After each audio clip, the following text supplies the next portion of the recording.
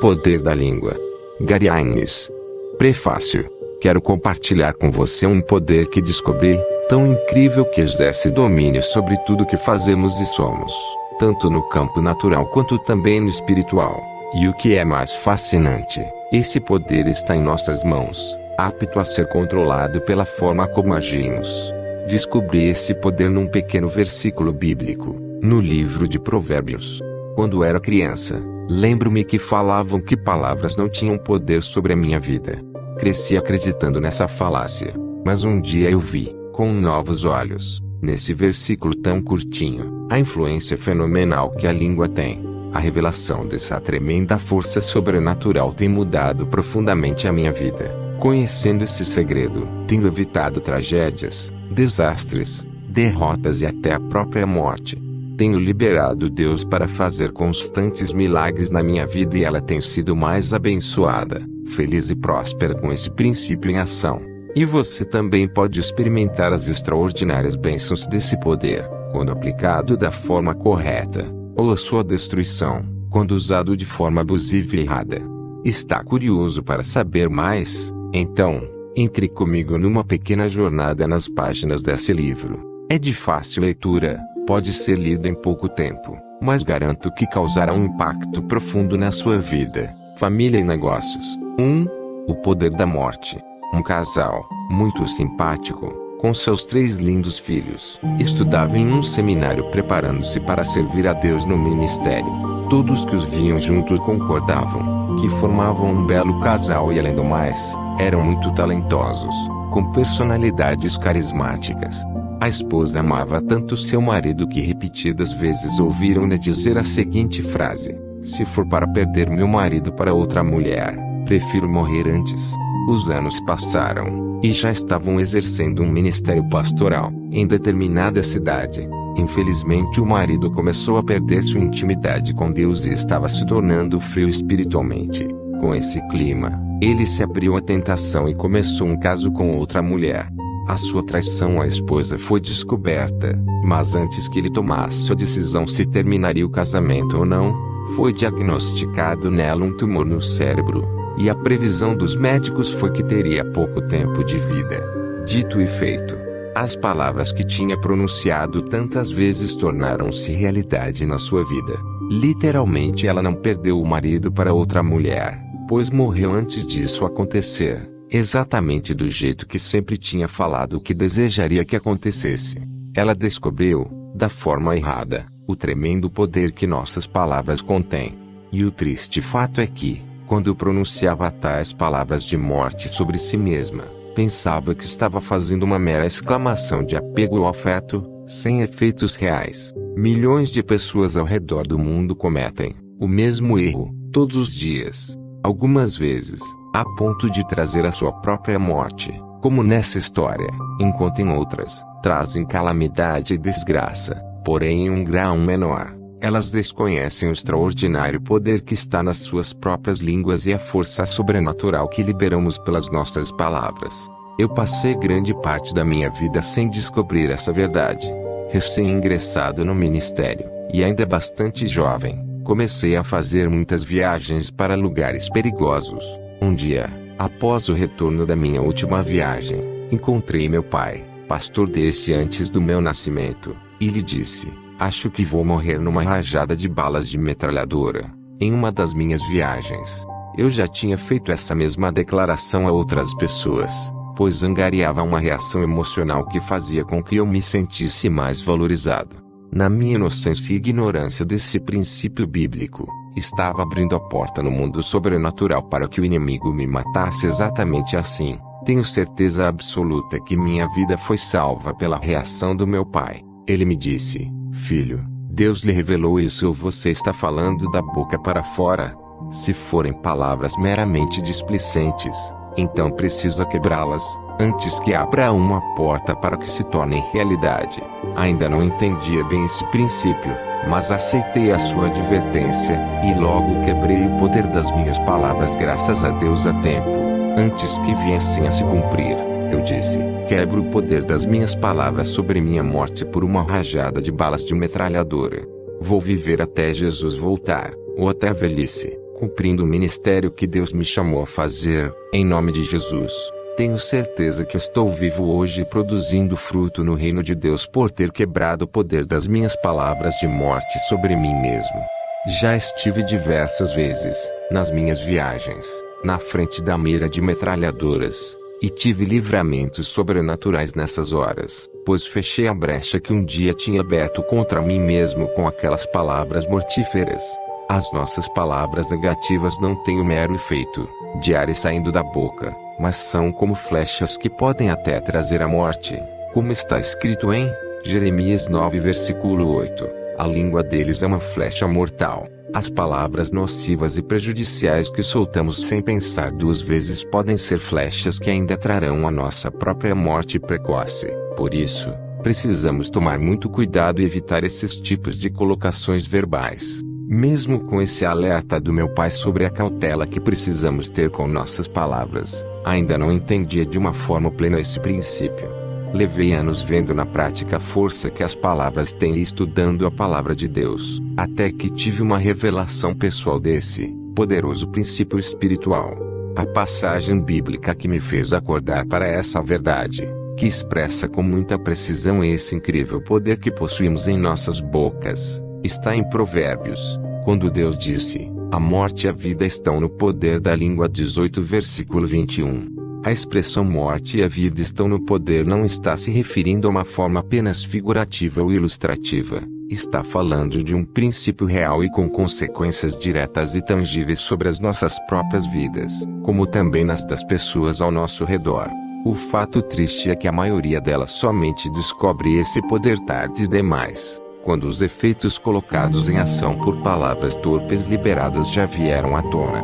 Tiago se expressa com veemência sobre o poder das nossas palavras negativas, quando diz que a língua usada da forma errada é um mundo de iniquidade, que contamina a pessoa por inteiro, incendeia todo o curso de sua vida, sendo ela mesma incendiada pelo inferno, e, por último, que ela é um mal incontrolável, cheio de veneno mortífero. Tiago 3 versículos 6 a 8. Podemos ver nesses versículos uma confirmação da mesma linha de ensinamento bíblico sobre o potencial mortífero da língua fora de controle, quando usada para trazer morte ao invés de vida. Um pastor africano fazia um maravilhoso trabalho de evangelização no interior de seu país, e já tinha fundado mais de 100 igrejas, a maioria das quais beirando um extenso rio. Com o grande crescimento do seu ministério, foi necessária uma forma mais rápida de viajar para que ele pudesse visitar as igrejas e pastores que supervisionava. Após muita oração, ele sentiu que deveria liberar a sua fé e pedir a Deus condições para comprar um pequeno hidroavião. Começou o curso para tirar seu brevet de piloto e em pouco tempo concluiu com êxito. Depois de orar mais, com muita alegria pôde comprar o seu primeiro avião usado. A satisfação que senti em poder visitar com rapidez suas igrejas, aliada à delirante sensação de estar voando como um pássaro, permitiram que ele ficasse muito empolgado com essa nova fase do seu trabalho beira-rio. Um dia, ao chegar em casa após uma das suas viagens, declarou algo que pensou ser de pura inocência. Fitou os olhos da sua esposa e disse: amo tanto estar no ar, que acho que seria uma maneira gloriosa de um dia morrer dentro de um avião. Ele se impressionou tanto com essa sensação, que repetiu essa frase mais algumas vezes para vários amigos e pastores que trabalhavam no seu ministério. Após alguns meses viajando no seu aviãozinho, aconteceu o primeiro desastre. Enquanto estava no ar, perdeu o controle do avião e, caindo, chocou-se contra o rio. O avião foi destruído, mas ele sobreviveu. Mesmo assim, não ponderou sobre o elo entre suas palavras de morte gloriosa num avião e o acidente que sofrera. Continuou a dizer a mesma coisa, e ao conseguir comprar outro avião com o dinheiro do seguro que havia feito, voltou a pilotar com o mesmo ânimo. No ano seguinte aconteceu seu segundo desastre aéreo, semelhante ao primeiro. O avião bateu na água de novo e, mais uma vez, foi destruído. O pastor continuou a pilotar, após a aquisição do terceiro avião, sem quebrar as palavras de morte que tinha proferido sobre si mesmo. Na terceira vez em que o avião caiu, ele realizou seu objetivo de morte gloriosa, e faleceu. Eu tenho certeza que as primeiras 2 quedas foram avisos de Deus para que tivesse uma chance de retirar suas palavras de morte, mas ele não prestou atenção aos avisos e foi estar com o Senhor. Por ter um ministério importante, que ganhava muitas almas para o Senhor Jesus, foram dadas ao pastor 2 chances para mudar as suas palavras, mas ele não o fez. Esse servo de Deus era um homem íntegro, de fé e oração, mas não entendia princípios sobre o poder das nossas palavras. Ele teve uma morte precoce porque foi desleixado com o que saiu da sua boca. Com certeza, ainda tinha muito a fazer para o reino de Deus, mas abriu uma brecha na sua vida para o ataque de Satanás por não levar a sério aquilo que dizia. Achava romântico, e provavelmente um tanto corajoso, falar que seria legal morrer assim, mas sem perceber, estava desde aquele momento abrindo um espaço para trazer à realidade os seus dizeres. E o mais lamentável é que, mesmo tendo proferido palavras de morte sobre si mesmo, havia esperança, havia solução. Palavras uma vez faladas não podem ser retiradas, isso é uma verdade, mas podem ser anuladas através de novas declarações. Se esse pastor africano tivesse acordado para o ímpeto do que dizia, poderia ter quebrado esse poder de morte liberado sobre si mesmo.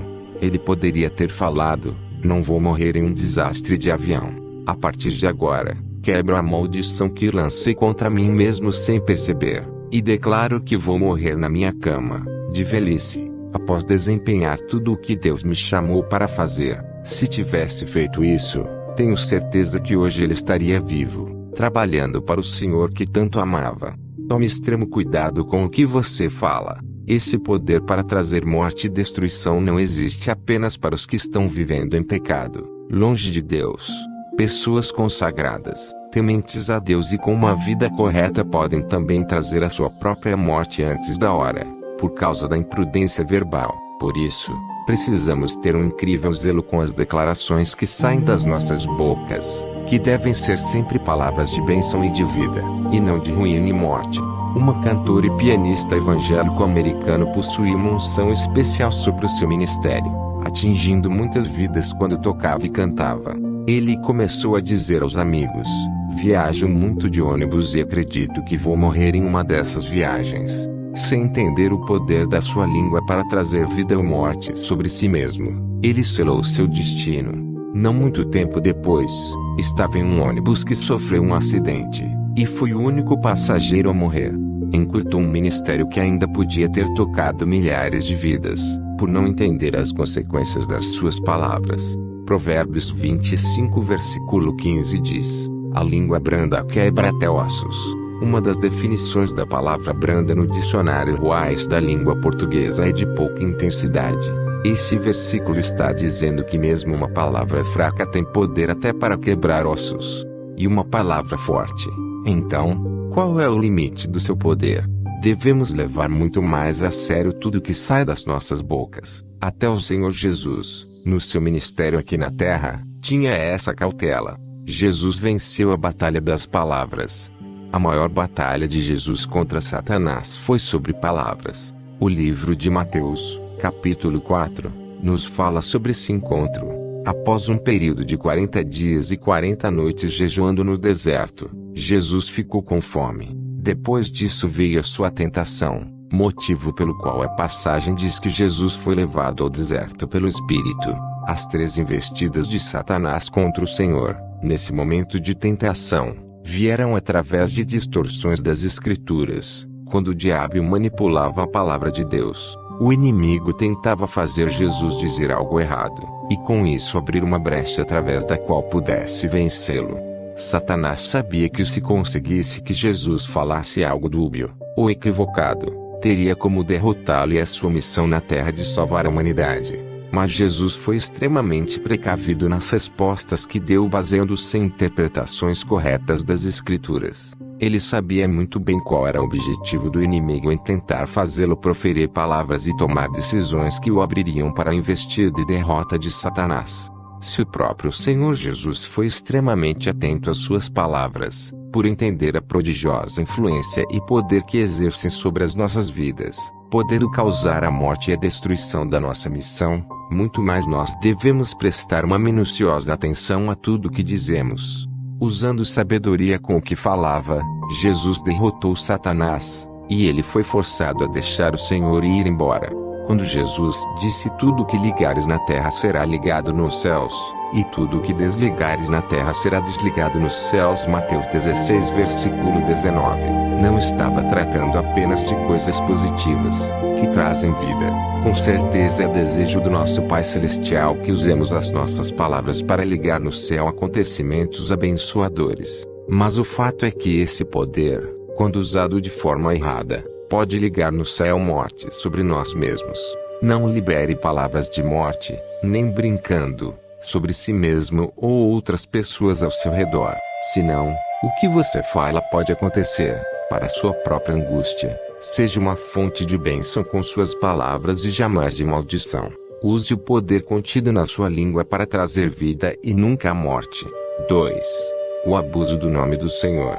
Existe algo que acontece regularmente hoje em dia que me preocupa profundamente. É uma prática que rouba as pessoas das bênçãos completas de Deus em suas vidas e entristece o Espírito Santo. E se torna mais assustador ainda porque é cometido diariamente, geralmente várias vezes no mesmo dia. De que estou falando? Sempre tive dificuldade para entender um dos 10 mandamentos, até que o Espírito Santo me deu maior compreensão sobre o assunto. Trata-se do mandamento que diz: não tomarás o nome do Senhor teu Deus em vão, porque o Senhor não terá por inocente o que tomar o seu nome em vão. Êxodo 20 versículo 7. O problema é maior, na minha tentativa de entender esse mandamento, era o termo em vão. O que significa em vão? Procurava alguma explicação misteriosa ou emblemática, sem saber que a resposta era muito simples. Tomar o nome do Senhor em vão significa exatamente o que parece: usar o nome do Senhor desnecessariamente, gratuitamente, sem razão. E é o que o cristão mais faz na atualidade. Usamos constantemente o santo nome do Senhor nosso Deus em vão. O que sai das nossas bocas sem parar? Exclamações como as seguintes: nosso Deus, eu não acredito no que o governo fez. Pelo amor de Deus, para de gritar. Meu filho, nosso Deus do céu, eu não pago esse valor de jeito nenhum. Jesus Cristo, mas hoje está muito quente mesmo, né? Meu Deus, isso doeu demais. Nós estamos usando o nome de Deus na nossa conversa diária como expletivo, ou seja, para puro realce, algo para completar. E isso é usar o nome do Senhor em vão. Outras vezes, até parece que estamos substituindo palavrões pelo nome do Senhor. Ao invés de soltar uma imprecação, falamos o nome de Deus, como se fosse melhor. Isso entristece profundamente o Espírito Santo em nós.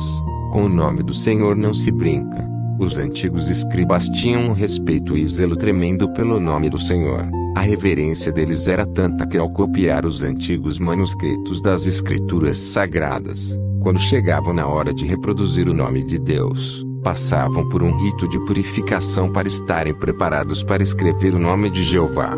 No Antigo Testamento há uma história fascinante sobre o que acontece quando o nome do Senhor é usado em vão, abusado, ridicularizado, e qual é a reação de Deus. No livro de 2 Reis, capítulos 18 e 19, encontramos a história do rei Ezequias sendo ameaçado por Senaqueribe, rei da Síria. Senaqueribe marchou com seu enorme exército, e acampou em volta de Jerusalém. Seu coração estava cheio de arrogância e soberba. Ao chegar, ele manda dizer ao rei Ezequias para render-se com toda a cidade e tornarem-se seus escravos. Então, comete um erro gravíssimo, pois afronta e blasfema contra o nome do Senhor, dizendo: em quem é que vocês pensam estar confiando? Seu Deus não tem poder para salvá-los, pois não é melhor do que os deuses de todos os outros países que já conquistei. Ezequias está enganando vocês quando os exorta a confiar no seu Deus, pois ele não é um Deus.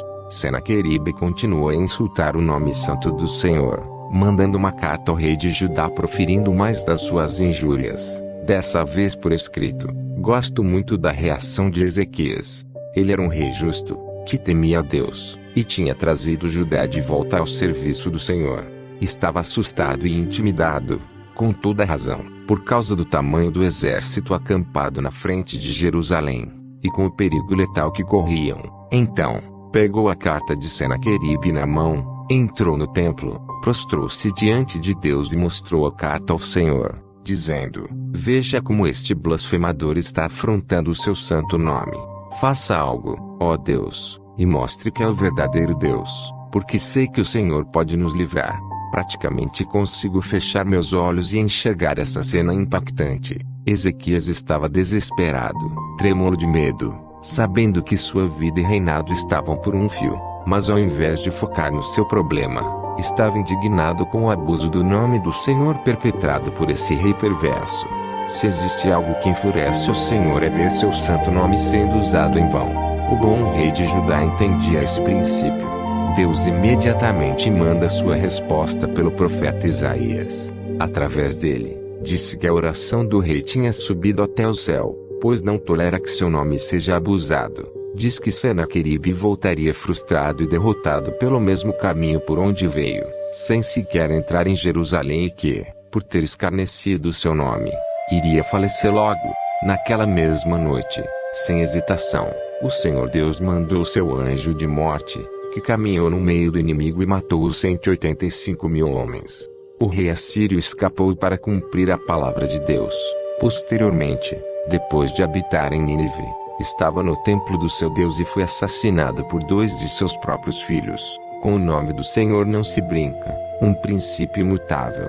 O rei Davi chegou até a chamar de ímpias inimigas e odiar as pessoas que usam o nome do Senhor em vão. Veja as palavras dele no Salmo 139, versículo 19 a 22. Ó Deus, tu matarás de certo o ímpio. Apartai-vos portanto de mim, homens de sangue, pois falam malvadamente contra ti, e os teus inimigos tomam o teu nome em vão. Não odeio eu, ó Senhor, aqueles que te odeiam, e não me aflijo por causa dos que se levantam contra ti. Odeio-os com ódio perfeito, tenho-os por inimigos. Olha a veemência de Davi contra as pessoas que tomam o bendito nome do Senhor em vão. E Deus tinha um amor especial por Davi exatamente por atitudes como essa.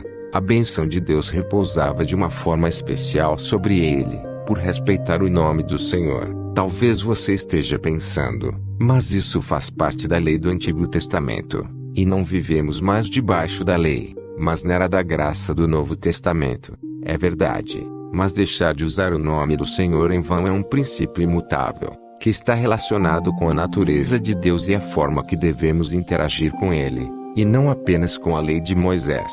Isso é amplamente provado pelo tremendo respeito que os discípulos tinham na igreja neotestamentária para com o nome do Salvador. O próprio Senhor Jesus ensinou repetidas vezes esse mesmo preceito em seu ministério no meio da humanidade, quando ensinou como deveríamos orar. Na oração do Pai Nosso, preste atenção no que falou sobre o Pai. Santificado seja o teu nome. Você observou que ele disse o teu nome. Ele não disse a tua face, a tua presença, o teu caráter, mas sim, o teu nome. O nome de Deus representa tudo que ele é, a manifestação da sua pessoa, portanto, deve ser reverenciado de todo o nosso coração. Por isso, no Antigo Testamento, foi dada tanta ênfase ao nome de Deus no encontro de Moisés com o Senhor, quando ele aparece na sarça ardente. Nessa ocasião, Deus falou a Moisés que estava chamando para libertar seu povo da escravidão e miséria no Egito. Ao aceitar o chamado, a principal indagação de Moisés era em saber o nome de Deus para que pudesse comunicá-lo aos israelitas. Moisés entendia a incrível importância do nome de Deus, pois acreditava que a natureza e poder dele são expressos através do seu nome. Poder dizer o nome de Deus ao povo de Israel seria como um selo sobre a sua liderança e ministério, pois sabia que o nome de Deus carregava autoridade e majestade. Foi então que Deus revelou para ele que eu sou. No Evangelho de Mateus, observamos que ao se referir ao reino de Deus, o autor o chama de reino dos céus. Por quê? Ele estava praticando algo comum entre certos judeus da época, por ter um respeito tão grande ao nome de Deus, evitavam usá-lo, exceto no estritamente necessário. Quando podiam, substituíam o nome de Deus pela palavra céus. Repare o monumental respeito que Mateus tinha ao usar o nome de Deus, a autoridade e o poder do nome de Jesus. Antes de Jesus terminar seu ministério na terra e partir para estar à destra de Deus Pai mais uma vez, ele nos revestiu com autoridade, através do seu nome. Disse que através do seu nome, faríamos obras maiores que as dele, e terminou dizendo: e tudo quanto pedirdes em meu nome eu farei, para que o Pai seja glorificado no Filho. Se pedirdes alguma coisa em meu nome, eu o farei. João 14 versículo 13 a 14. O poder do nome de Jesus foi também visto quando foram prendê-lo no horto. Com a chegada dos soldados e de Judas Iscariotes, Jesus perguntou por quem estavam procurando. Eles falaram: Jesus Nazareno. Quando ele respondeu: sou eu, usando sobre si mesmo o nome de Deus ao inverso, o eu sou, naquele exato instante foi revelado para os soldados. Através da declaração de Jesus a sua divindade, e o poder dessa revelação do seu nome foi tão grande que foram lançados para trás, caindo no chão. João 18 versículo 4 a 7. O nome de Deus traz nele a manifestação do vulto, autoridade e domínio da sua pessoa. Por isso, precisamos mostrar tanto respeito. Os apóstolos entendiam esse tremendo poder e autoridade investidos em nós através do seu nome. Vemos isso em Atos 5 versículo 41, onde lemos: os apóstolos saíram do sinédrio, alegres por terem sido considerados dignos de serem humilhados por causa do nome. Eles tinham tão grande respeito pelo nome Jesus que evitavam dizê-lo gratuitamente, e desenvolveram o hábito de falar apenas o nome, como sinal de temor. Sabiam que as pessoas que usam em vão o nome do Senhor não participam plenamente do seu poder. Esse conhecimento do poder do nome era tão evidente nas suas vidas que até pessoas incrédulas atentaram para o fato. Um grupo de 7 irmãos exorcistas, judeus, praticaram uma forma de abuso do nome do Senhor, sem ter relacionamento com ele, e nem sequer temor. Tentaram usar o nome de Jesus como uma espécie de feitiço, ou encanto, para expulsar demônios. Veja o que aconteceu com eles. Alguns judeus que andavam expulsando espíritos malignos tentaram invocar o nome do Senhor Jesus sobre os endemoniados, dizendo: em nome de Jesus, a quem Paulo prega, eu lhes ordeno que saiam. Os que estavam fazendo isso eram os 7 filhos de Seva, um dos chefes dos sacerdotes dos judeus. Um dia, o espírito maligno lhes respondeu: Jesus, eu conheço. Paulo, eu sei quem é, mas vocês, quem são? Então o endemoniado saltou sobre eles e os dominou, espancando-os com tamanha violência que eles fugiram da casa nus e feridos. Quando isso se tornou conhecido de todos os judeus e gregos que viviam em Éfeso, todos eles foram tomados de temor, e o nome do Senhor Jesus era engrandecido. ênfase em Atos 19 versículo 13 a 17. O resultado final dessa história fascinante de abuso do nome do Senhor Jesus é que o próprio demônio reagiu e castigou os malfeitores. O nome foi exaltado na região toda, com muitas pessoas renunciando ao espiritismo e à feitiçaria, convertendo-se. Uma coisa que a igreja primitiva possuía, sem sombra de dúvida, era o temor do nome sagrado de Deus. Pedro e João demonstraram isso, quando estavam ao caminho do templo para orar. Um aleijado os viu e pediu esmola. Amo a resposta deles: não tenho prata nem ouro, mas o que tenho isso te dou. Em nome de Jesus Cristo, o Nazareno, levanta-te e anda. Atos 3 versículo 6. E o aleijado levantou e foi curado naquele exato instante. Eles não dispunham de dinheiro ali na hora, mas tinham acesso a ele, pois os discípulos colocavam as suas ofertas aos pés deles. Podiam ter mandado buscar uma esmola com o tesoureiro da igreja para o coitado do aleijado, mas tinham algo melhor para dar, algo que estava com eles ali naquele instante. O que era? Eles detinham o conhecimento do poder do nome de Jesus, portanto têm uma consideração incomensurável ao seu nome. Uma das condições necessárias para termos hoje o poder no nome de Jesus igual ao deles é exercer o mesmo respeito ao nome que os apóstolos praticavam. Mas uma vez esse princípio de resguardar o nome do Senhor foi defendido no Novo Testamento, em Tiago 2 versículo 7, quando vemos a seguinte declaração: não são eles que difamam o bom nome que sobre vocês foi invocado. Difamar o bom nome era visto como algo extremamente pejorativo pela igreja neotestamentária. Toda vez que você usa na sua conversa diária o nome de Deus ou de Jesus de uma forma desnecessária, como expletivo, você está tomando o nome do Senhor em vão, abusando de sua santidade.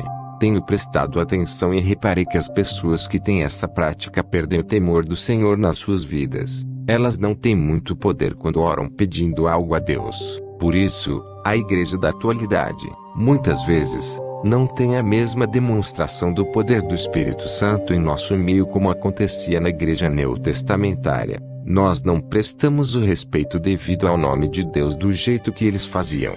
Usando o nome de Jesus pela razão correta, o nome do nosso Deus jamais deve sair das nossas bocas de uma forma à toa ou supérflua. Quando é, então, que devemos falar com as nossas bocas o nome de Deus? Apenas quando estamos falando com Ele ou a respeito dele. São absolutamente as únicas duas instâncias em que o nome de Deus deve ser falado por nós. As formas principais que devemos falar com Deus são oração, súplicas, ações de graças, intercessão, petições, louvor, adoração. As formas principais pelas quais devemos falar a respeito de Deus são evangelismo, ensino da palavra, dons espirituais, pregação, compartilhando suas bênçãos. Somente quando voltamos a respeitar o nome do Senhor, deixando de usá-lo em vão, é que podemos ter a unção para invocar o seu nome com efeito. Deus quer que invoquemos o seu nome para que realize curas, milagres e libertações. Quando honramos o nome do Senhor com as nossas bocas, deixando de usá-lo em vão, estamos resguardando o poder do nome para o momento em que precisarmos. Uma senhora de idade estava voltando da igreja para sua casa, quando foi confrontada por um assassino que tinha acabado de matar 3 pessoas. Quando ele ia atacá-la, clamou o nome do Senhor, dizendo: "Afaste de mim, em nome de Jesus." Naquele instante o assassino balançou a cabeça, pasmado, e sem agredi-la, voltou-se e correu em direção oposta dela. A senhora deu graças a Deus e foi à delegacia de polícia para prestar depoimentos sobre o ocorrido. Algumas horas depois o assassino foi capturado. Ao ser indagado pela polícia sobre a razão pela qual deixou a senhora ilesa, após ter assassinado 3 outras pessoas inocentes, ele disse: "Como podia atacá-la, se apareceram aqueles 2 homens enormes em cada lado dela, naquele instante de morte real e iminente, quando a sua serva, que sempre mantinha uma reverência imensa ao nome do Senhor, invocou-o, Deus respondeu mandando 2 dos seus anjos para salvá-la." Toda vez que usamos o nome do Senhor para rechear sem necessidade nossa conversa, estamos cometendo o ato de usar o nome do Senhor em vão e entristecendo a presença do Espírito que habita em nós. Para que isso não aconteça, precisamos reconhecer o nosso erro e pedir perdão. A palavra diz que não há nenhuma condenação para os que estão em Cristo, que vivem de acordo com o Espírito. Então, não se sinta condenado por ter falado o nome do Senhor em vão, mas comece a partir de hoje a mudar, a viver no Espírito com o uso da sua língua. Se você tem pronunciado o nome do Senhor em vão e roubado de si mesmo o poder do Senhor, reconheça isso agora mesmo. Peça perdão e a ajuda do Espírito Santo para que não faça mais. Ele ouvirá e, ao ganhar uma nova veneração ao seu nome, você verá uma nova demonstração do poder e presença de Deus na sua vida. 3. A língua. Uma força sobrenatural. Meu dia estava indo bem, a caminho de um compromisso importante em outra cidade. Dirigi meu carro em alta velocidade. De repente, o pneu estourou com um grande barulho. O carro desgovernou, patinando à esquerda e à direita, executando manobras de quase 90 graus. Consegui controlar o carro de novo sem bater em nada e encostá-lo à beira da estrada.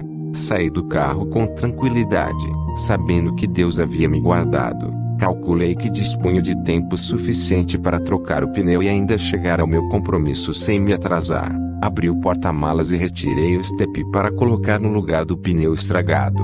Fui pegar o macaco quando percebi que não estava no lugar. Naquele momento, lembrei-me que o havia tirado do carro e esquecido de colocar de volta. Estava em uma parte bem deserta da estrada, no meio do nada. Não tinha como chegar a um telefone para pedir assistência. Rapidamente a minha alegria sumiu. Minha atitude piorou e comecei a ficar irritado. Até dei um chute no pneu do carro, machucando meu pé. Fiquei mais aborrecido ainda. Desanimado, encostei na lateral do carro e, como o dia estava muito quente, comecei a suar em profusão. Cruzei os braços e fiquei muito emburrado. O resto da alegria que sentia foi embora. Murmurei comigo mesmo sobre as dificuldades que enfrentava para viver pela fé, servindo a Deus no ministério. Reclamei do carro velho que possuía que vivia dando problemas, me deixando na mão, e pelas minhas constantes dificuldades financeiras, por estar iniciando o ministério. De repente, ouvi a voz do Espírito Santo me dizendo: louve-me. Falei com Deus: não estou com vontade de louvar, Pai. O Senhor não consegue ver que estou com problemas, aqui no meio do nada, está muito quente, vou perder meu compromisso, estou chateado com tudo isso. Pensava que somente podia louvar a Deus quando me sentisse bem, quando estivesse pra cima. Mas uma vez ouvi a voz do Espírito em mim dizendo: louve-me. Ainda relutei em começar, mas quando me falou pela terceira vez decidi obedecer, mesmo sem querer. Com pouquíssimo ânimo sussurrei um glória a Deus, pensando: obedeci, agora o Espírito vai me deixar em paz para continuar o meu momento de miséria, sentindo pena de mim mesmo. Foi quando ele me disse para louvá-lo novamente. Dessa vez, com um pouco mais de ânimo, disse aleluia numa voz normal. Logo comecei a sentir-me melhor e falei com entusiasmo: te exalto, meu Deus. Quando percebi, estava ali, no meio do nada, encostado no meu carro, com as mãos para cima, louvando a Deus com todo o meu coração. Agradeci pelo dia, pelo meu carro, pelo privilégio de servi-lo, mesmo em dificuldades. De repente, enquanto louvava ao Senhor ali, na beira da estrada, vi chegando na minha direção um reboque.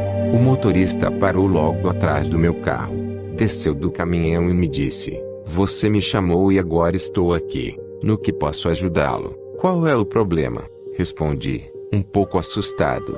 Eu chamei você? Sim. Há 20 minutos recebemos a sua ligação, explicando onde você estava e pedindo socorro.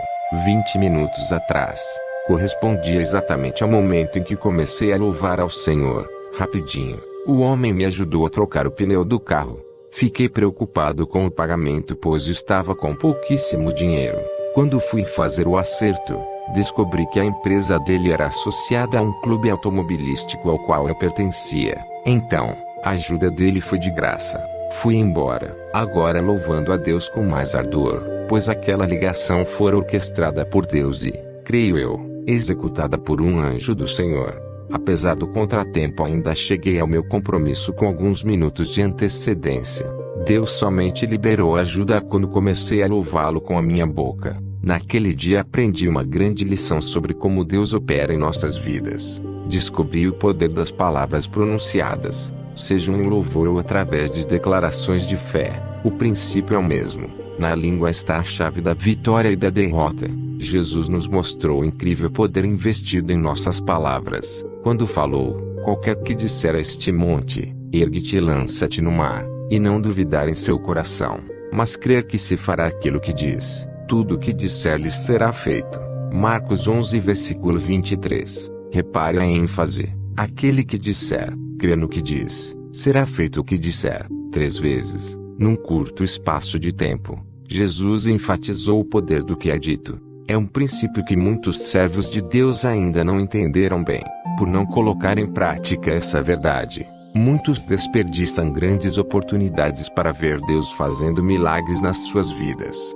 Não aproveitamos de um canal de bênçãos simplesmente por não sabermos usar as nossas palavras da forma correta. Na sua língua está a chave de vitória ou derrota, vida ou morte, dependendo da maneira que você for usá-la. Se você entender esse preceito e usar a sua língua para fazer declarações de vitória, poderá ver as circunstâncias mudadas da ruína para o triunfo. A escolha é sua, a opção está na sua boca nesse exato instante. Moisés ecoou nossa escolha através das nossas bocas, quando disse ao povo de Israel: a palavra está bem próxima de vocês, está em sua boca e em seu coração, por isso vocês poderão obedecer-lhe. Vejam que hoje ponho diante de vocês vida e prosperidade, ou morte e destruição. Deuteronômio 30 versículo 14 a 15.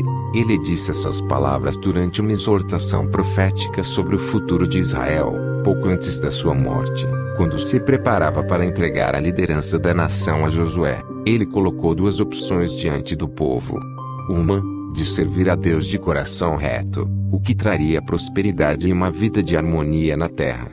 A outra opção, de desviarem-se de Deus, que traria desastre e morte, e os sobreviventes seriam deportados da terra, para viverem como escravos. O mais fascinante é que Moisés disse que a chave dessas duas opções estava no coração e na boca.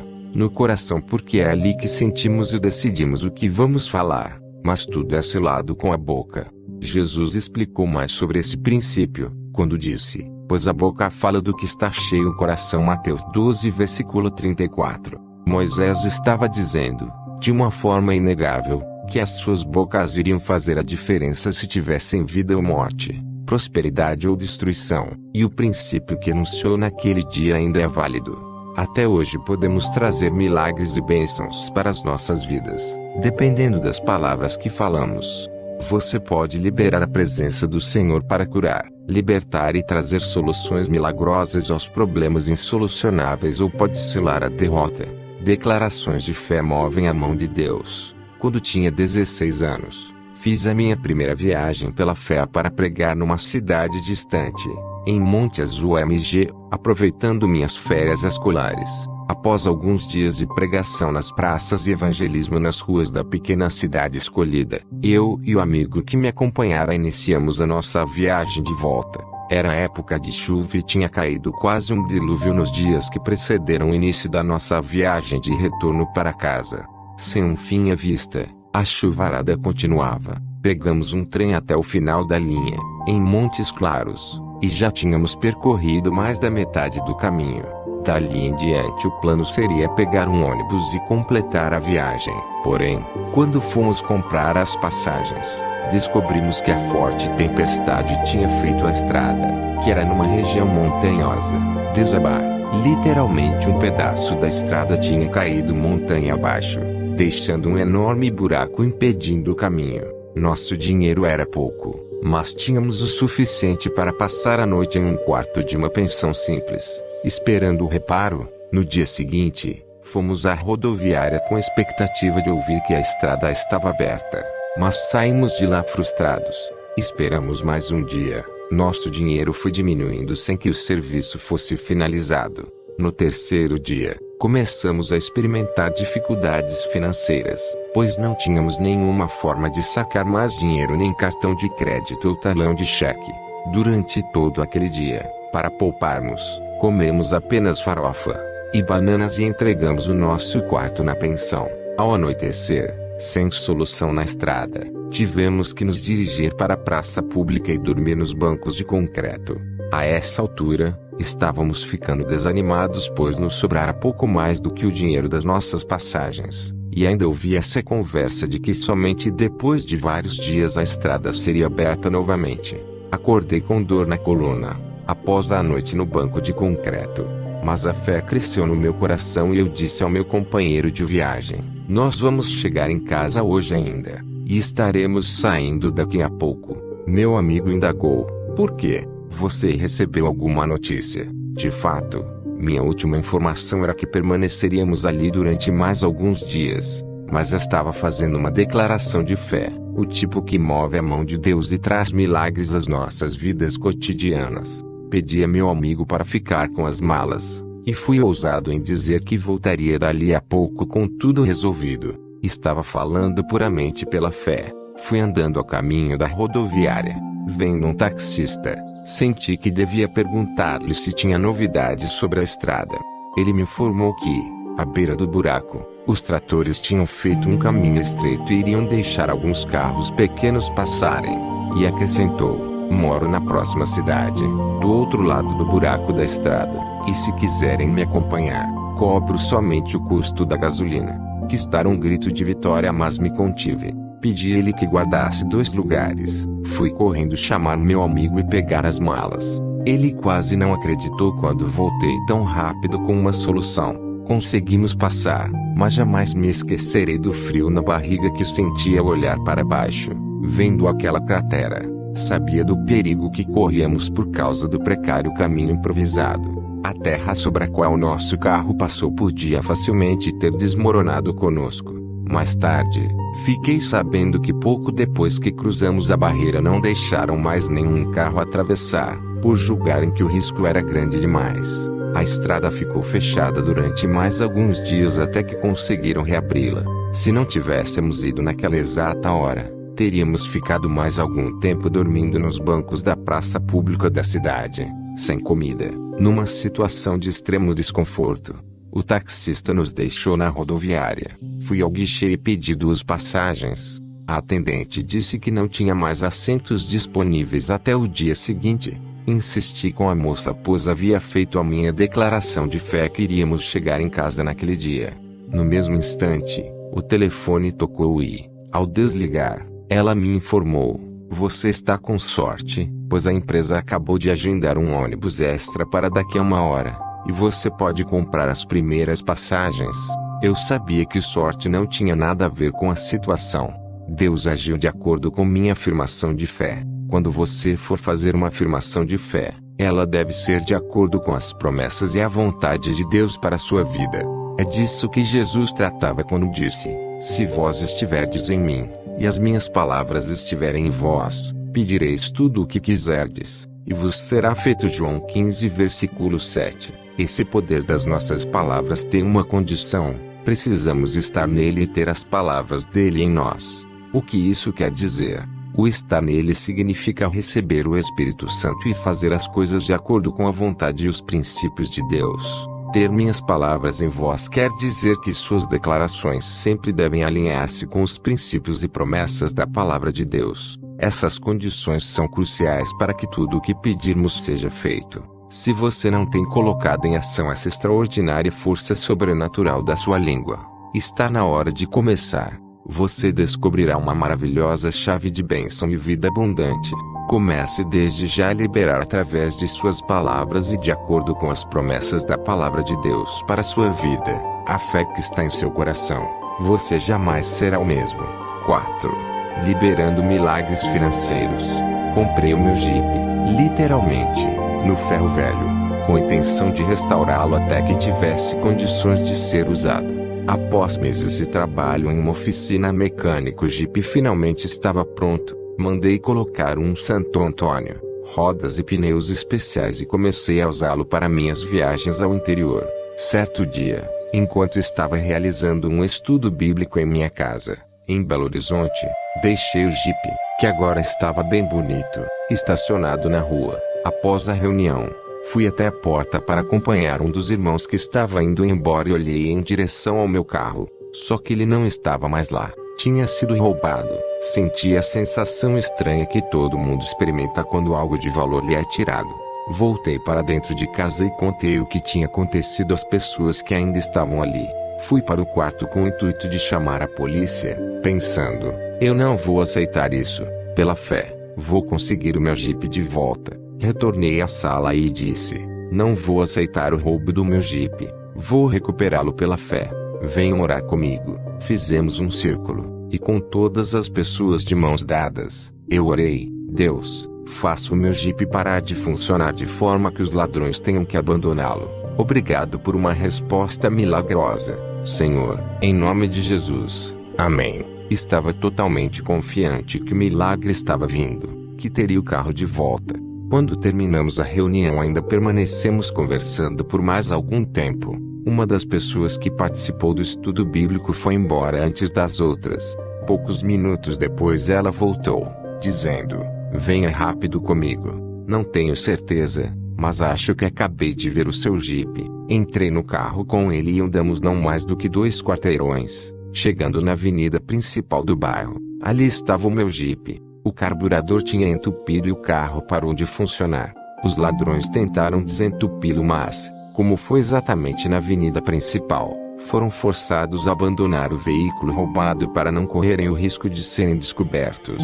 Exatamente do jeito que eu disse com minha boca, aconteceu. Tenho certeza de que se não tivesse dito aquelas palavras e feito aquela oração específica, teria perdido definitivamente o meu Jeep. Ao fazer a minha confissão de fé, liguei no céu a minha resposta aqui. Em seguida, se tornou um milagre real na minha vida. As palavras têm um poder significativo na área de nossas finanças também. Uma vida financeira próspera. O servo de Deus jamais deve ser ligado a bens materiais. Dinheiro não traz felicidade e nunca deve ser um alvo em nossas vidas. Se começamos a focar no dinheiro, ele acabará sendo uma pedra de tropeço no nosso caminho. O apóstolo Paulo é categórico em criticar essa busca. Ele disse que os do que querem ficar ricos caem em tentação, em armadilhas e em muitos desejos descontrolados e nocivos, que levam os homens a mergulharem na ruína e na destruição, pois o amor ao dinheiro é a raiz de todos os males. Algumas pessoas, por cobiçarem o dinheiro, desviaram-se da fé e se atormentaram com muitos sofrimentos. 1 Timóteo 6 versículo 9 a 10. Paulo realmente foi enfático nesses versículos, mostrando que a riqueza não deve ser um fator motivador, uma meta para nós, pois a cobiça devasta todos que a alimentam. Porém, preste bastante atenção, é o amor ao dinheiro que é a raiz de todos os males, não o dinheiro em si. Ele é meramente uma ferramenta e não destrói as vidas. O que provoca a ruína é desejo desordenado por ele, e o seu mau uso. Isso sim traz desolação.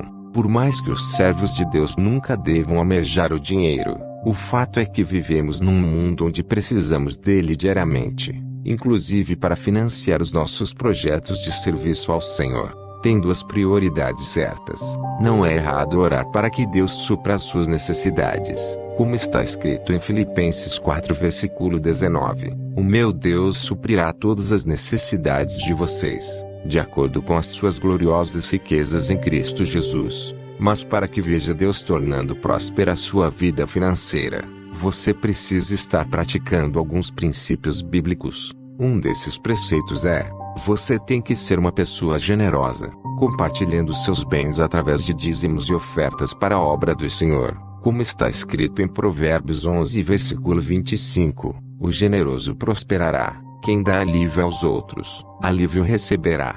Veja que esse princípio de contribuir com dízimos e ofertas não era apenas um preceito do Velho Testamento, pois Paulo, ao comentar sobre a disposição que os coríntios tinham em ofertar com liberalidade, disse: lembre-se, aquele que semeia pouco, também colherá pouco, e aquele que semeia com fartura, também colherá fartamente.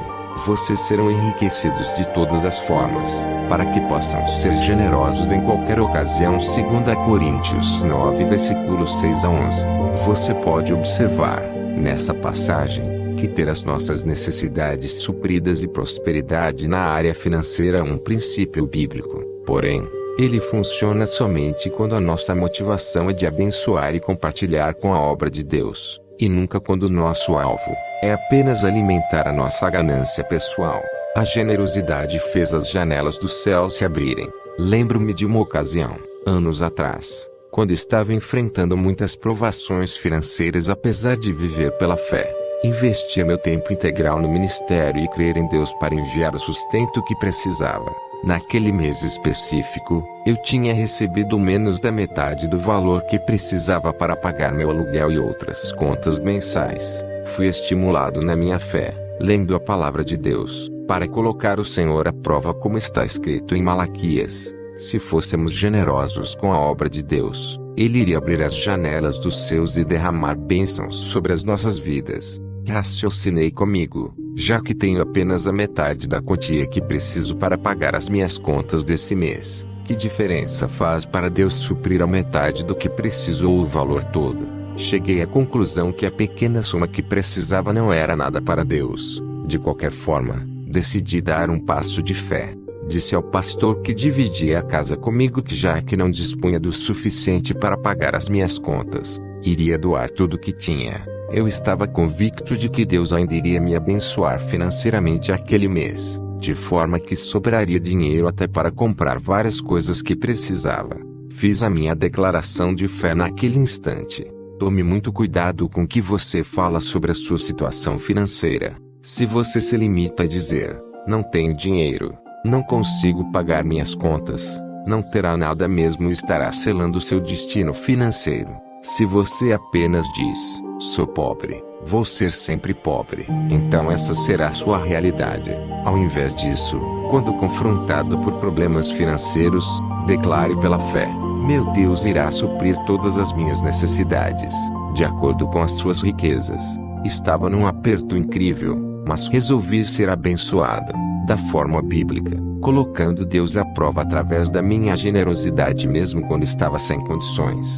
Logo procurei alguns amigos, missionários e obreiros que viviam pela fé servindo a Deus na sua obra, e distribuí todo o dinheiro que possuía. Não disse a eles que era a última quantia que tinha e que estava passando por uma grande prova financeira. Dei o dinheiro a cada um deles com um imenso sorriso no meu rosto, pois sabia que Deus ama quem dá com alegria. Eles pensaram que eu estava passando por um momento muito próspero, e estava dando da minha fartura. O inimigo veio sussurrar no meu ouvido que eu era um tolo, que não iria conseguir pagar as minhas contas aquele mês, que iria causar vexame, mas sabia que o Satanás é um mentiroso, e que vem para atacar a nossa fé. Tinha declarado por fé que seria abençoado, e doado todo o meu dinheiro.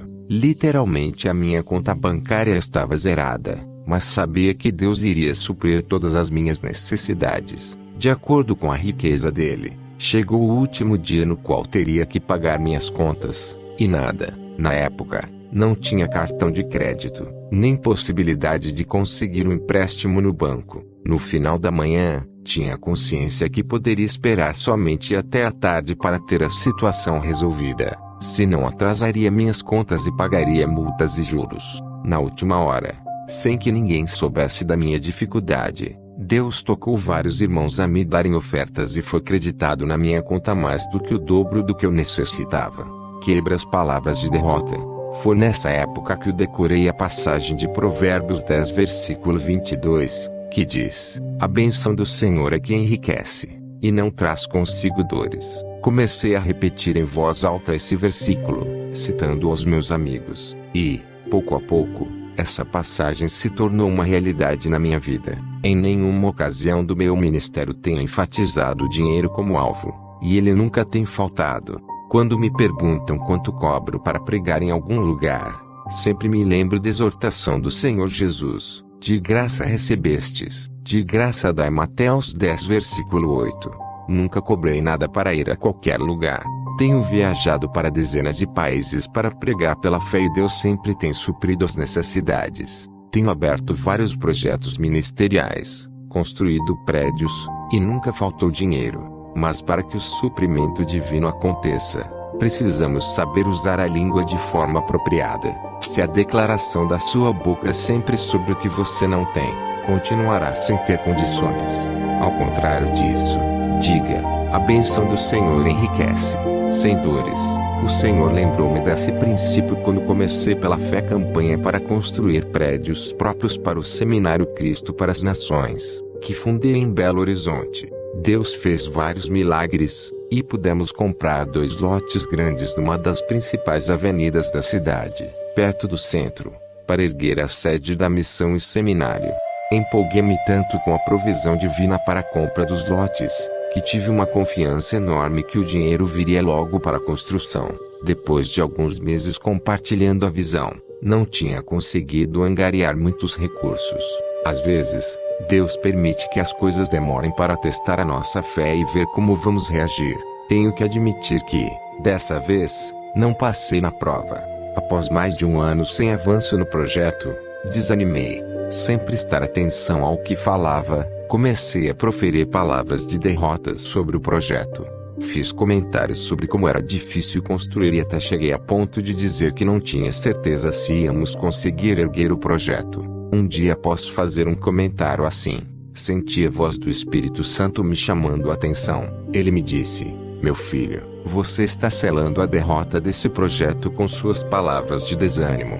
Eu abençoo palavras de fé, não de dúvida. Quebre o poder dessas palavras e fale pela fé. Você já conhece esse princípio, trate de colocá-lo em prática." Logo em seguida a repreensão do Espírito, pedi perdão a Deus, chamei a liderança do Cristo para as Nações e disse: "Tenho travado o nosso projeto de construção por causa das minhas palavras. Estou quebrando o poder daquelas palavras negativas, e declaro pela fé que vamos começar a construir com o pouco dinheiro que temos." O valor que tínhamos poupado até então não dava nem para pagar o alicerce do primeiro dos 2 prédios. Antes que esse dinheiro acabe, Deus vai mandar mais e vamos completar essas 2 obras. No dia seguinte, Comecei a colocar as minhas palavras em ação e negociei para que pudéssemos iniciar logo a construção. Depois de uma semana, Deus tocou um pastor, líder de um grande ministério, que eu não conhecia, para doar o dinheiro que precisávamos para fazer os 2 prédios inteiros. A partir do momento que mudei a minha forma de falar, e comecei a agir pela fé, Deus encaminhou o meu milagre, que veio à tona apenas 7 dias depois. Deus é fiel em cumprir suas promessas e sua mão é movida quando falamos pela fé. Princípios para receber bênçãos. Existem 5 princípios principais para experimentarmos as bênçãos de Deus no âmbito financeiro. Para que possamos prosperar, de acordo com o padrão bíblico, precisamos praticar os seguintes princípios. 1. Ser generoso. Você deve dar com liberalidade para a obra de Deus. 2. Ter integridade. Deus abençoa nossas finanças quando somos honestos. 3. Trabalhar.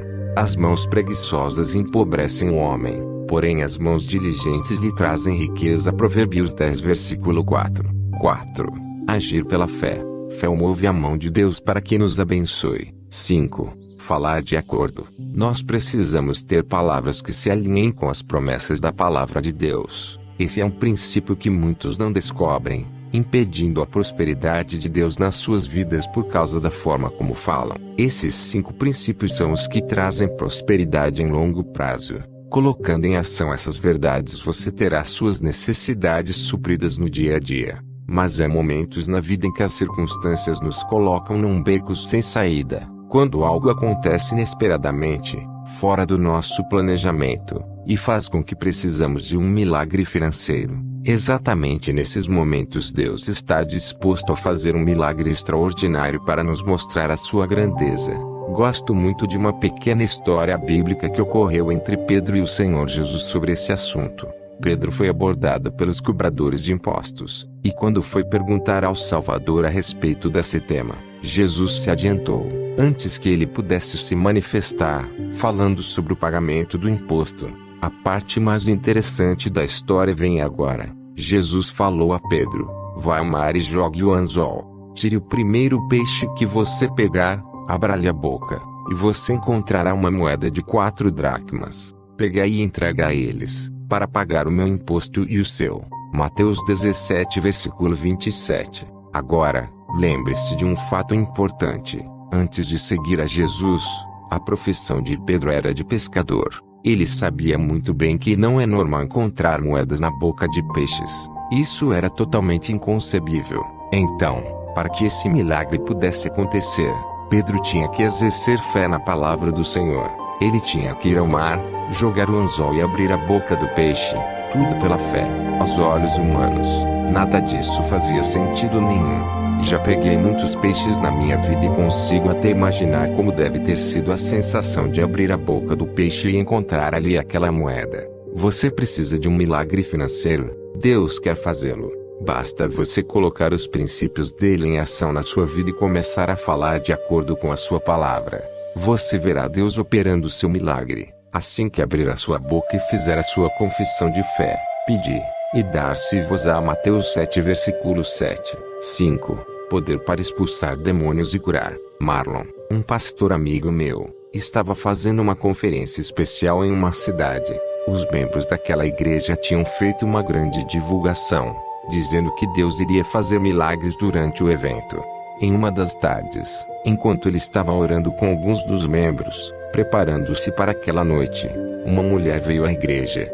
Vendo um diácono na porta, perguntou se o pastor que estava realizando a conferência se encontrava no momento. Quando o diácono respondeu que sim, com uma voz muito estranha, ela disse: eu vou matar o pastor. O diabo mandou e estou aqui para mostrar o seu poder e matar esse homem. Pasmado, o diácono tentou impedir a mulher, mas ela conseguiu escapulir e entrar nas dependências da igreja. Vendo meu amigo, gritou: eu vim aqui para matá-lo. Prepare-se para morrer agora. Marlon viu a mulher enlouquecida correndo em sua direção, mas não se assustou, nem correu, pois sabia a quem servia: o Senhor dos Senhores, o Rei dos Reis, Jesus, para o qual todo joelho se dobrará e toda língua confessará.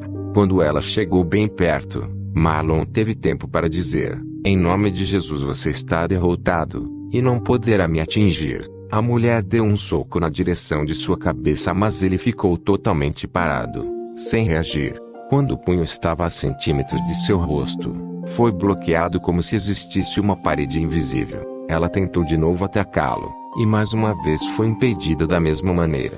Isso a deixou mais enlouquecida ainda. Ela continuou tentando com mais desespero penetrar a parede, sem conseguir. Após algum tempo, ela parou e disse a Marlon: "Que poder é esse?" Ele respondeu: "Eu sirvo a Jesus. É no nome e no poder dele que você está sendo impedida agora." Em seguida, falou: "Demônio, saia já dessa mulher em nome de Jesus, e deixe em paz." Naquele instante, sentiu uma presença saindo da mulher, e ela foi liberta. Marlon dirigiu uma oração. Ela abriu seu coração, aceitou a Jesus como seu Salvador e foi completamente transformada pelo poder de Deus. Palavras de autoridade contra Satanás.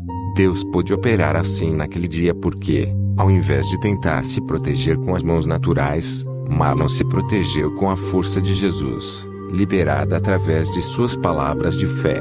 Quando enfrentamos o inimigo, precisamos entender a tremenda força que há em liberar o poder de Deus através de palavras de autoridade contra Satanás e os demônios. Jesus especificamente nos deu essa autoridade. Vejo isso claramente quando ele diz: "Eu lhes dei autoridade para pisarem sobre cobras e escorpiões, e sobre todo o poder do inimigo." Lucas 10 versículo 19. Precisamos tomar posse da autoridade que Jesus nos deu com ousadia e intrepidez se quisermos ver Satanás ser posto em fuga. E o que falamos tem uma influência monumental nessa guerra travada contra o diabo. O poder da palavra falada para curar.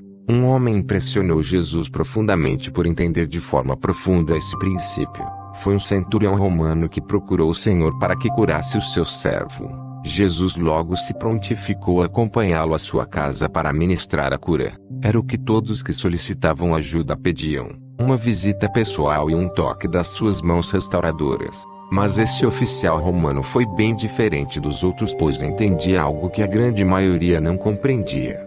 O que era diferente nele? Ele entendia o poder da palavra falada para concretizar o milagre. Ele respondeu à oferta de Jesus, de ir à sua casa, com a seguinte frase: "Senhor, não sou digno de que entres debaixo do meu telhado, mas dize somente uma palavra, e o meu criado há de sarar." Jesus ficou tão impressionado que disse que em todo Israel não havia encontrado outra pessoa com tamanha fé. Por quê? Simplesmente porque o centurião entendia o princípio espiritual do poder da palavra falada para que Deus realize milagres. Volte a ler os relatos dos evangelhos nas passagens em que Jesus curou os enfermos e expulsou demônios. Você vai perceber algo fascinante. O Senhor raramente orava para curar alguém. Ele simplesmente dizia as palavras e as pessoas eram curadas ou libertas. Com certeza, Jesus orava, e muito, mas quase sempre antes e depois da hora do milagre. Orava para ter comunhão com Deus Pai para se preparar, mas raramente na hora em que estava realizando curas e libertações do poder do diabo. Ele simplesmente ordenava e as coisas aconteciam. Disse que era exemplo para nós, que poderíamos fazer, de forma igual, tudo o que fez em seu ministério aqui na terra. Isso significa que também devemos aprender a usar o poder do nome de Jesus para ordenar e ver as pessoas curadas e libertas. O poder da palavra falada para trazer libertação. Certa vez, estava pregando em uma campanha numa tenda. À noite, no meio da minha mensagem, uma mulher endemoniada começou a gritar e a causar grande comoção. Um obreiro correu em direção a ela, agarrou seus cabelos com as mãos e começou a puxá-los, sacudindo sua cabeça para cá e para lá, enquanto orava a Deus para libertá-la. Mas nada aconteceu e a mulher continuou a manifestar a presença de Satanás. Senti em meu coração que não era hora de orar, mas de ordenar pela fé. Desci do palanque e cheguei perto dela. Ela estava rastejando no chão como se fosse uma cobra. Ajoelhei bem perto, e disse com autoridade: "Em nome de Jesus, saia dessa mulher agora, e deixe em paz." Naquele instante, ela foi liberta, aceitou Jesus como Salvador, saindo dali transformada pelo poder de Deus. A libertação daquela mulher aconteceu na hora exata, pois há momentos para ordenar e outros para orar. Devemos recalcar as nossas vidas de oração, sim, e isso é importantíssimo. Porém, existe a hora correta de orar e a de agir ordenando com fé. Invocar o nome de Jesus com autoridade é que trará o milagre. O inimigo não tem poder de fogo ilimitado, como alguns pensam. Somente Deus tem esse poder. O de Satanás é restrito, é quantificado. Ele tem apenas um número específico de demônios, e um limite de coisas que pode fazer ao mesmo tempo. Então, qual é a estratégia dele? E a de concentrar o seu ataque em qualquer instante nos lugares que pode, em 2 campos específicos. O primeiro é no lugar onde consegue fazer mais estragos, contra pessoas já enfraquecidas. O segundo é atacar as pessoas que causam mais estrago contra ele, como um ataque preventivo. O poder da palavra falada para ordenar aos demônios. Quando era adolescente, recebi o chamado de Deus para ingressar no ministério. Aceitei o imperativo divino e comecei a ministrar a palavra aos 15 anos, em cultos nas praças. Com 16 anos já pregava em igrejas. Como estava incomodando o inimigo, comecei a sofrer maciçamente os seus ataques. Ele não só ataca onde o ministério já é grande, onde já está sendo incomodado, mas também os que potencialmente podem importuná-lo no futuro, que era o meu caso. Às vezes, ia dormir sentindo a opressão do inimigo e até uma presença demoníaca no quarto. Era uma tentativa do diabo de tirar a minha paz, me amedrontar e intimidar.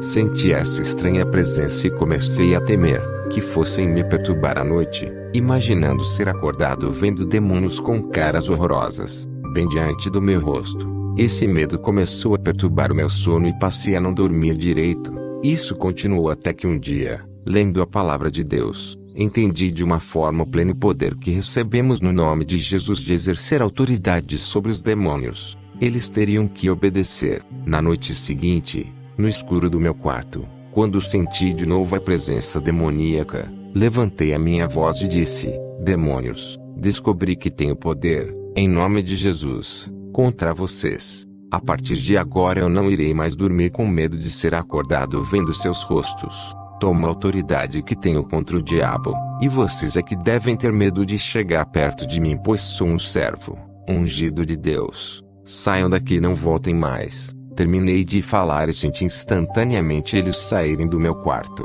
Passei a dormir com tranquilidade e, até hoje, nunca mais temi nenhuma presença demoníaca, pois exerci autoridade sobre eles em nome de Jesus e ordenei que fugissem para longe de mim. Comece a tomar posse da autoridade que você tem em nome de Jesus. Diga em voz alta as palavras de cura e libertação e verá Deus fazendo milagres na sua vida, como nunca viu antes. Mas lembre-se da exortação que Jesus nos fez quando disse: mas, não vos alegreis porque se vos sujeitem os espíritos, alegrai-vos antes por estarem os vossos nomes escritos nos céus. Lucas 10 versículo 26.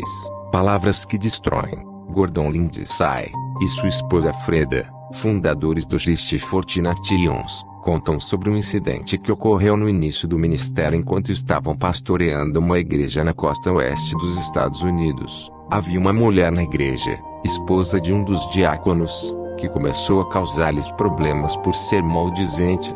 Ela fofocava, ia até a casa dos membros para criticar a liderança e dizer que a igreja iria acabar. Após fazer isso durante algum tempo, começou a causar sérias dificuldades ao ministério, com grande risco de a igreja ser fechada. Até o marido dela estava esfriando na fé por causa do seu comportamento. Gordon e Freda tentaram conversar com a mulher diversas vezes sobre a situação tensa que estava criando, mas ela não ouviu o que diziam. Ignorando-os, continuou na sua tentativa de destruir a igreja. A situação chegou a um ponto crítico. Sabendo que se não agissem com dedicação e firmeza a língua afiada daquela senhora iria literalmente arruinar a congregação, Gordon e Freda concordaram que era hora de colocá-las sobre a disciplina divina. Orando juntos, entregaram na correção de Deus para que pudesse entender a seriedade de atacar a obra do Senhor. Agiram semelhantemente a um caso no Novo Testamento, onde o apóstolo Paulo dá a seguinte instrução: entreguem esse homem a Satanás, para que o corpo seja destruído, e seu espírito seja salvo no dia do Senhor. 1 Coríntios 5 versículo 5. O resultado dessa decisão veio rapidamente. Dentro de alguns dias, O marido da mulher maldizente ligou para o pastor Gordon pedindo que ele Freda viessem à sua casa. A mulher, que dias antes intentava destruir a igreja, agora estava prostrada na sua cama, cheia de um terror que a imobilizava. Ela acreditava que um demônio a atacara, e que estava prestes a ficar insana. Viram através de seu pavor que estava de fato desolada e sem esperança. O casal disse que estava pronto a ajudar, que orariam por ela, mas somente se fizesse um ato importantíssimo primeiro, o de arrepender-se. Porém, vendo que ainda estava vacilante, foram embora. No dia seguinte ela mandou chamá-los, e assim que entraram em seu quarto começou a chorar. Confessou com genuíno arrependimento seu pecado de rebelião e fofoca. Admitiu ser a causadora de todos os problemas que a igreja experimentava. Durante o mês seguinte, chamou um a um todos os membros e pediu perdão dos seus atos de insurreição. À medida que os pedidos eram feitos, foi recuperando a força física e a estabilidade mental e emocional. Depois da visita da última pessoa, levantou-se da cama totalmente restaurada. Daquela hora em diante tornou-se uma bênção para todos na igreja, nunca mais usando sua boca para amaldiçoar a obra de Deus, sendo sempre cuidadosa em falar apenas palavras de encorajamento e edificação. Pode parecer que Gordon e Freda foram severos demais na forma que lidaram com essa senhora, mas agiram assim motivados por compaixão, sabendo que era a única chance dela evitar uma tragédia pessoal ainda maior, por causa do seu pecado. A língua também necessita de conversão. O Senhor encara a fofoca, a murmuração e o uso da língua para destruir a sua obra de uma forma severa. Repare o que está escrito em Tito 3 versículo 10 a 11. Quanto àquele que provoca divisões, advirta uma primeira e uma segunda vez. Depois disso, rejeite-o. Você sabe que tal pessoa se perverteu e está em pecado, por si mesma está condenada. Essas palavras proferidas por Deus são fortes. Ele não aceita esse tipo de atitude expresso através das nossas palavras. Disse que a pessoa que age assim está pecando, será maldita, palavra sinônima de condenada, e deve ser excluída da igreja. Precisamos entender definitivamente que palavras podem destruir quando usadas da forma errada, como está escrito em Provérbios 11 versículo 9. O hipócrita com a boca destrói o seu próximo. O problema é que muitas pessoas se convertem, mas esquecem-se de converter a língua junto com elas. Então, continuam permitindo que as suas bocas sejam uma fonte de subversão e arraso, através de palavras falsas e maliciosas. Tiago falou sobre isso. De uma mesma boca procede bênção e maldição. Meus irmãos, não convém que isto se faça assim. Tiago 3 versículo 10. Isso não é o que Deus deseja para nós, e não devemos agir dessa maneira. O fato mais consternador é que esse tipo de comportamento entristece profundamente o Espírito Santo em nós, como está escrito em Efésios 4 versículo 29 e 30. Não saia da vossa boca nenhuma palavra torpe, mas só a que for boa para promover a edificação, para que dê graça aos que a ouvem, e não entristeçais o Espírito Santo de Deus, no qual estáis selados para o dia da redenção. Quando eu era criança, meu pai pastoreava uma igreja no interior da Califórnia, numa cidade chamada Fresno. Havia um jovem casal na igreja que tinha o hábito de fazer críticas maldosas aos outros membros.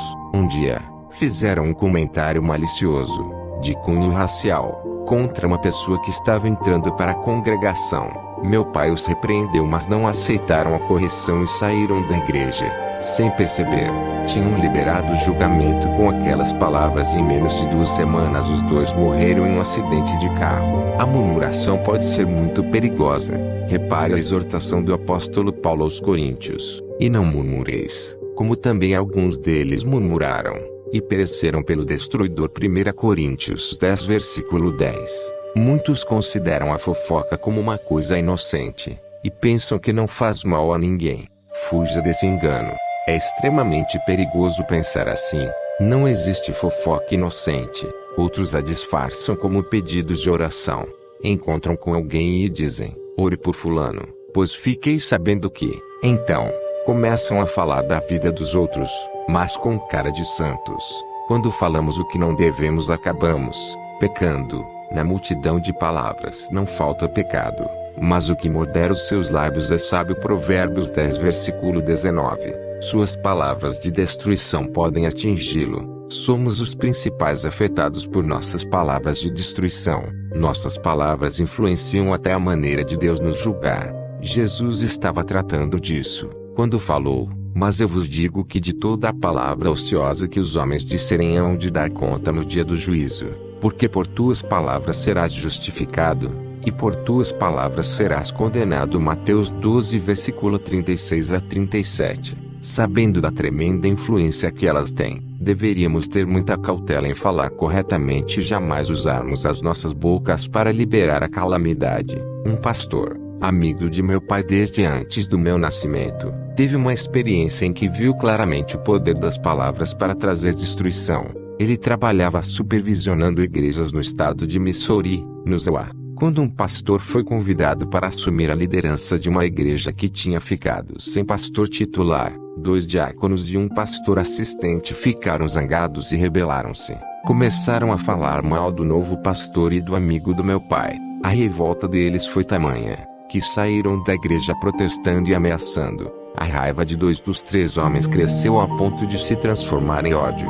Um deles chegou até a declarar que queria matar o pastor, se pudesse fazê-lo sem ser preso. Dentro de pouco tempo sua vida foi arruinada. Perdeu a esposa para outro homem e viu seu filho se tornar viciado em drogas. O outro deixou o ódio dominá-lo tanto que, por mais que chegasse a reconhecer que o que tinha feito era errado, dizia: prefiro morrer a pedir perdão.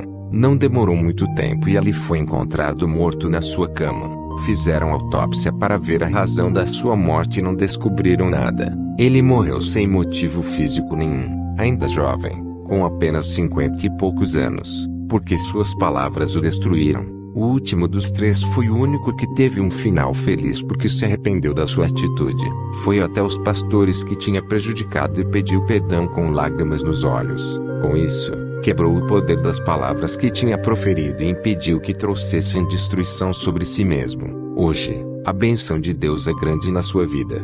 Foi chamado para o ministério, está pastoreando uma igreja e levando muitas almas para o reino de Deus. Toda vez que você se sentir tentado a fofocar ou murmurar, repreenda o inimigo no mesmo instante.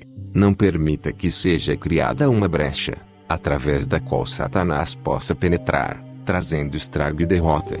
Lembre-se do que está escrito em Provérbios 21 versículo 23. O que guarda a sua boca e a sua língua guarda a sua alma das angústias. 7. O poder da vida. A segunda parte da passagem que me inspirou a escrever esse livro. A morte e a vida estão no poder da língua. Provérbios 18 versículo 21. É a que eu mais gosto. A vida está no poder da sua língua, se você a usar da maneira correta. Jó entendeu claramente esse princípio e não tropeçou com as suas palavras, mesmo quando foi desafiado pela esposa. Você ainda mantém a sua integridade? Amaldiçoe a Deus, e morra.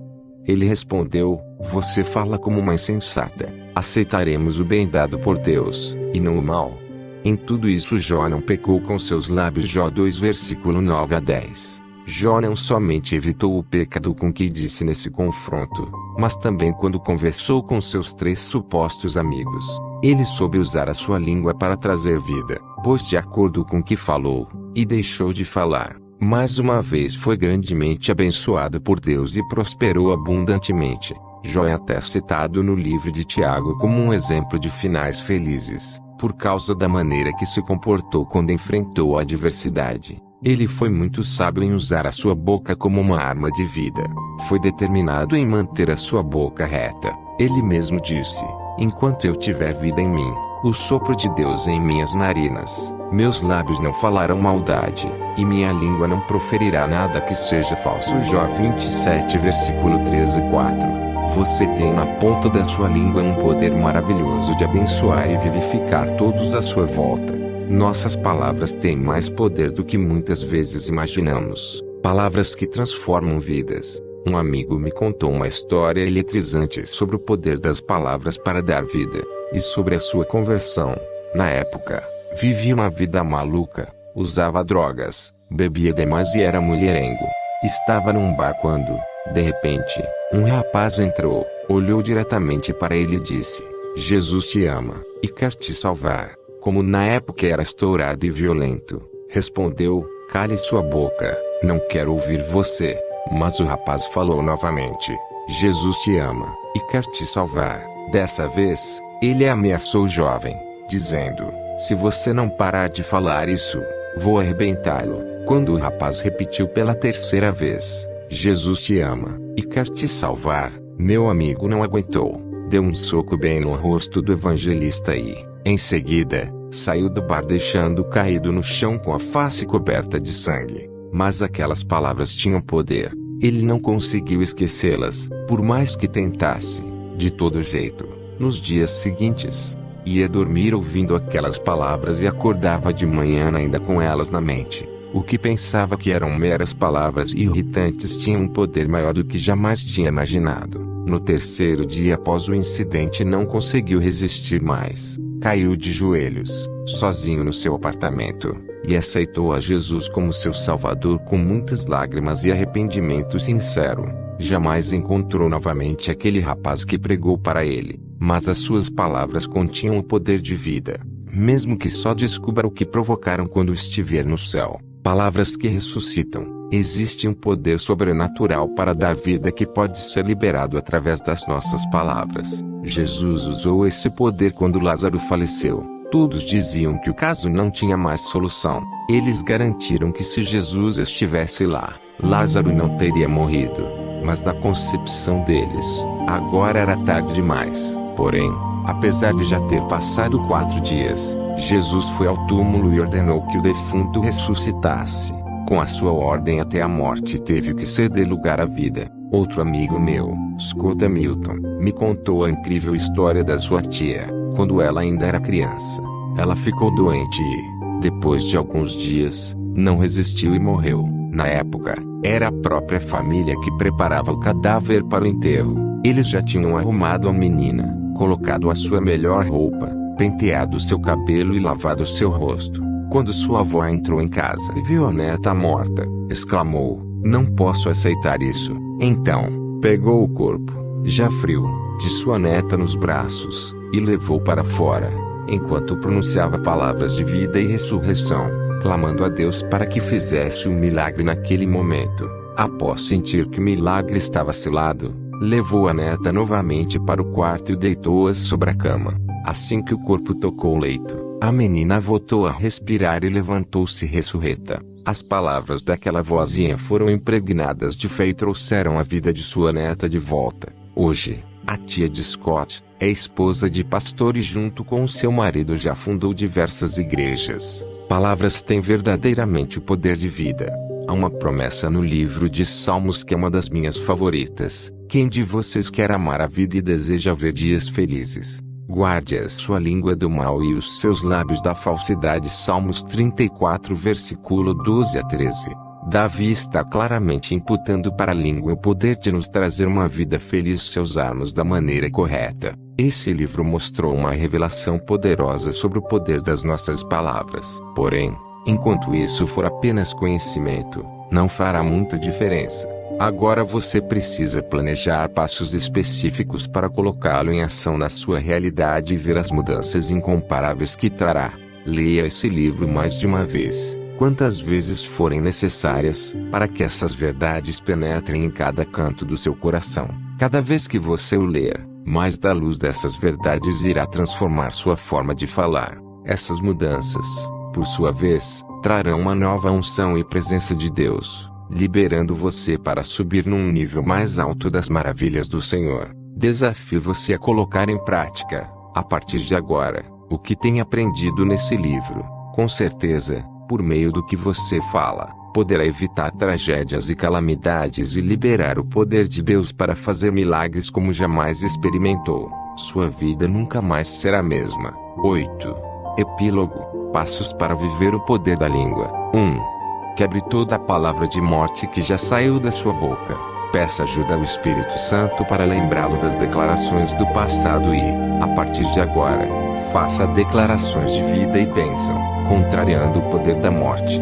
2. Peça perdão a Deus por ter entristecido o Espírito Santo ao usar abusivamente o nome do Senhor. Faça um compromisso sério de nunca mais usar o nome dele em vão. Peça a Deus um renovo de reverência no seu coração para com o santo nome de Deus. 3. Comece a falar palavras inspiradas nas promessas da palavra de Deus, liberando o poder sobrenatural do Espírito Santo. Aproveite o canal de bênçãos que o Senhor quer dar a você. 4. Mude a forma de falar sobre o dinheiro e suas necessidades financeiras, para ficar em conformidade com o que a Bíblia ensina. Desde já libere a sua bênção financeira através de declarações de fé. 5. Aproprie-se da autoridade que tem contra o inimigo e coloque-o em fuga por meio das suas palavras. Proclame a cura como Jesus fazia. 6. Quebre o espírito de fofoca e murmuração na sua vida. Peça perdão pelas vezes que você já destruiu com as suas palavras. Primeiro a Deus e, em segundo lugar, as pessoas que você atingiu. Revogue toda palavra de destruição que já saiu da sua boca. 7. Use a sua língua para ministrar vida a si mesmo e aos que estão à sua volta.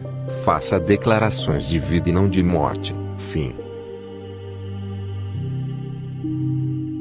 Gostou do vídeo? Ajude o canal, inscreva-se e deixe seu like.